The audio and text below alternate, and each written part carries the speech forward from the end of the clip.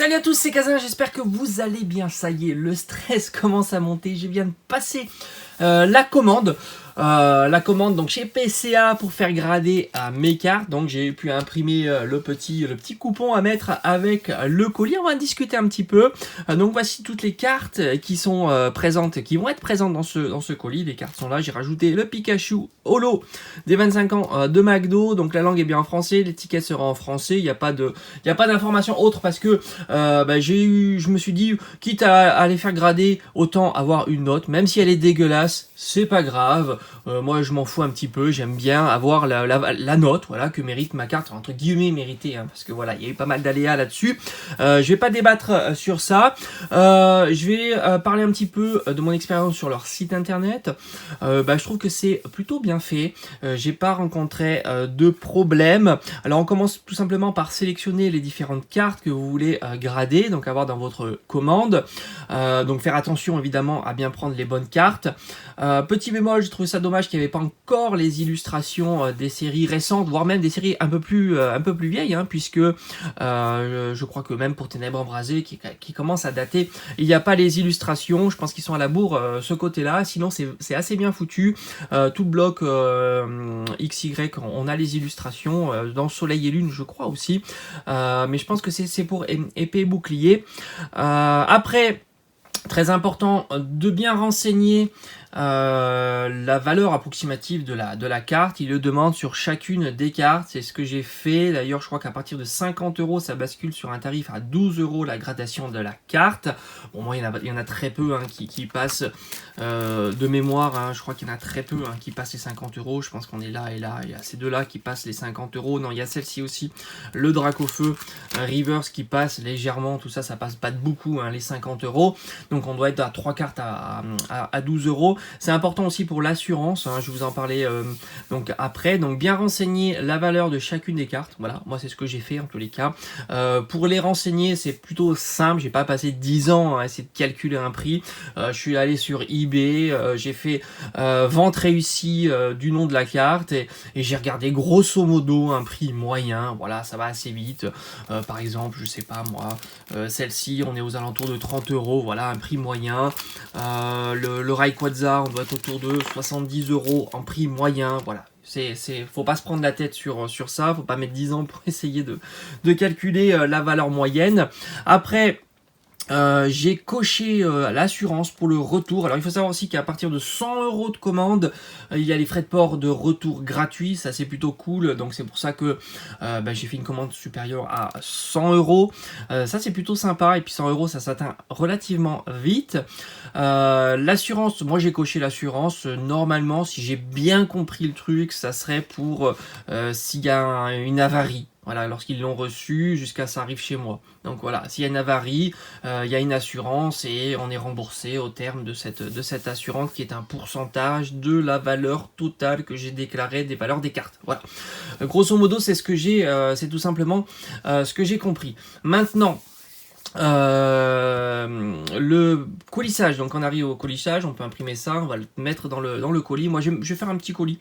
Je trouve que c'est important que les cartes soient bien protégées dans un petit colis. J'hésite vraiment avec l'enveloppe à bulles parce que c'est vrai qu'il y a quand même un bon petit paquet de cartes.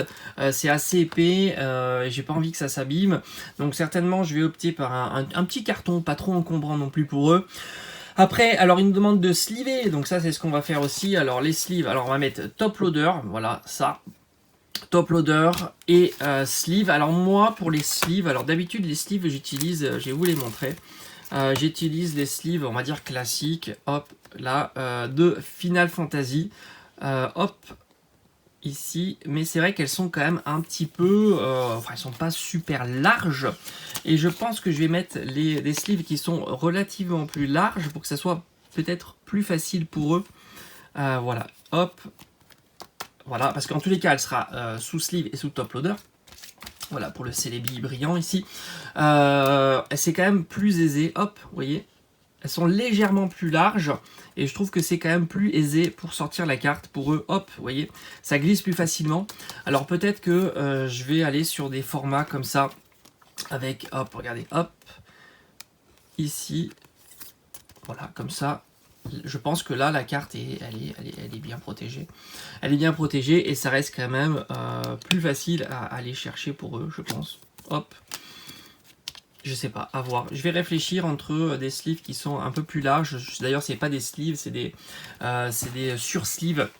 D'ailleurs, ça, il le déconseille et ça, je comprends parce que c'est vraiment chiant à retirer quand vous voulez retirer les 2 sleeves. Donc, je vais pas utiliser. Alors, moi, quand je protège mes cartes et que je les mets sous top loader, je mets justement une double sleeve que je vais pas faire là. D'ailleurs, c'est fortement déconseillé pour les envois d'utiliser double sleeve. Mais je vais essayer peut-être de voir si je mets des sleeves traditionnels Ultra Pro ou alors voilà, les sleeves qui se mettent sur les sleeves Ultra Pro comme ça.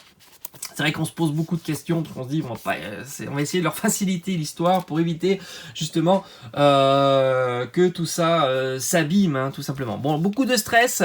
Maintenant, le colissage, donc comme j'ai expliqué, je vais tout sleever. Je vais mettre les top loaders et les sleeves.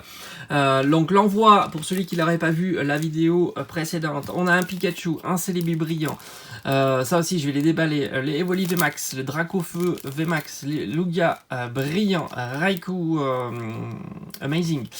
Arceus brillant, Genesect brillant, Rayquaza brillant, un des 3, Dracofeu, celui-là il est magnifique, XY Evolution en reverse et enfin le Mewtwo de chez XY Evolution Full Art.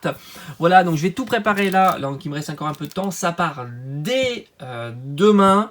Alors moi j'ai opté aussi pour le Colissimo recommandé, voilà, avec une petite assurance, je vais pas non plus me casser trop la tête sur l'assurance, je vais mettre une petite assurance, comme ça on est tranquille. En général, Colissimo, je pense que le taux de perte doit être pour 1 pour 1000 ou 1 pour 2000, donc, ou même, voire même 1 pour 10 000.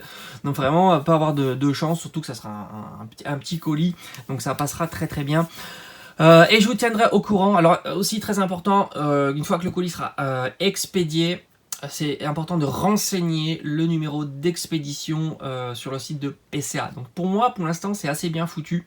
Je trouve que ça se déroule assez tranquillement. Maintenant, je vais suivre avec vous et je vous mettrai dans mon onglet post l'évolution de ma commande, savoir quand ça a été reçu par PCA, quand c'est traité par PCA, quand ça va revenir de chez PCA.